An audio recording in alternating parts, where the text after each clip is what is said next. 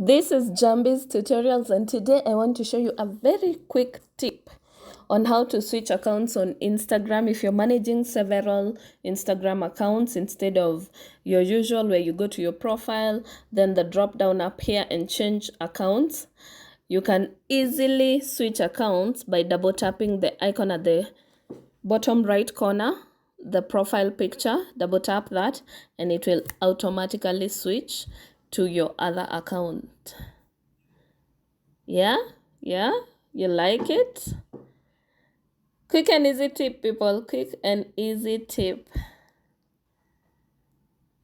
So follow Njambiz Tutorials for more tutorials and tips and tricks like this one every single week on my profiles on YouTube. Link in my bio on my Instagram, as you can see. Follow my Instagram for short tutorials like this as well, and follow my TikTok account for the same. Bye.